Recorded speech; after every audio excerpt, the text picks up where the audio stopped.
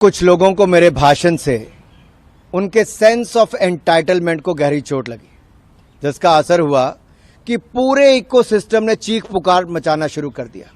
इन्हें लगता है कि सवाल पूछने का हक सिर्फ इन्हें है, क्योंकि ये प्रिविलेज है। ये वही लोग हैं जिनके पूर्वज पिछड़ों को, दलितों को, वंचितों को बुद्धू कहा करते थे।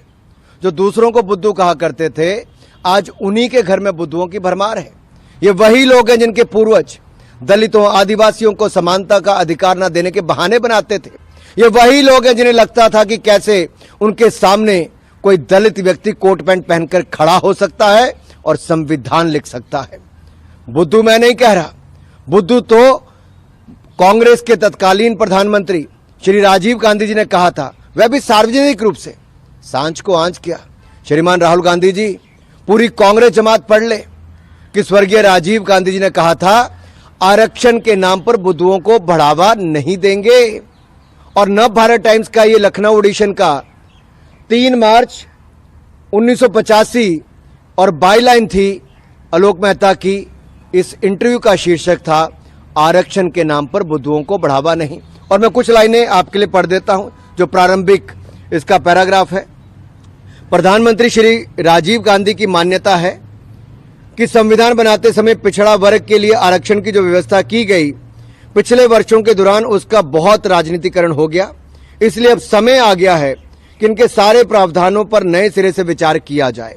वास्तव में दबे और पिछड़े लोगों को इस सुविधा और सहायता दी जाए, लेकिन इसका विस्तार कर विभिन्न क्षेत्रों में बुद्धुओं को बढ़ाने से पूरे देश को नुकसान होगा। आई अनकोट। ये मैंने नहीं कहा, ये स्वर्गीय राजीव गांधी जी ने कहा। मैं तो कहता हूं, बात निकली है तो दूर तलक तक जाएगी। पूर्व प्रधानमंत्री के अति बुद्धिमान पुत्र इस देश को बताएंगे कि क्या उनके पिता की नजरों में पिछड़ा वर्ग बुद्धू था?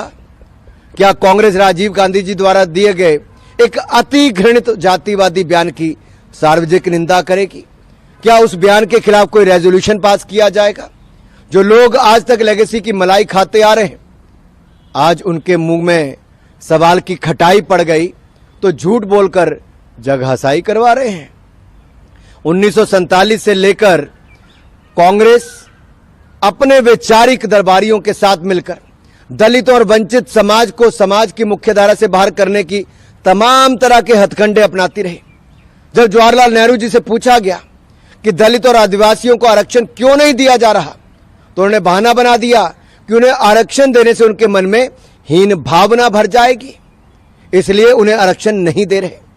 नेहरू जी ने तो अपने सारे मुख्यमंत्रियों को पत्र लिखकर बता दिया था कि वह किसी भी प्रकार के आरक्षण के खिलाफ हैं। इंदिरा गांधी जी की भी यही नीति रही।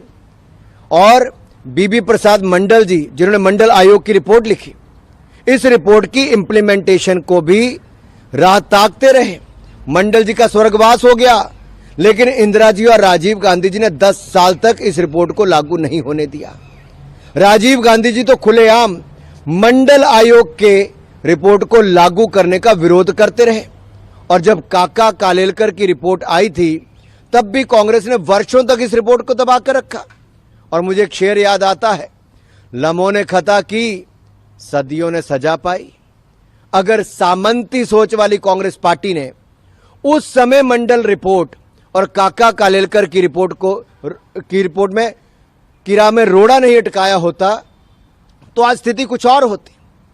ये जो तुम इतनी वफा दिखाते हो सनम, डर है ये कोई नई दगा तो नहीं?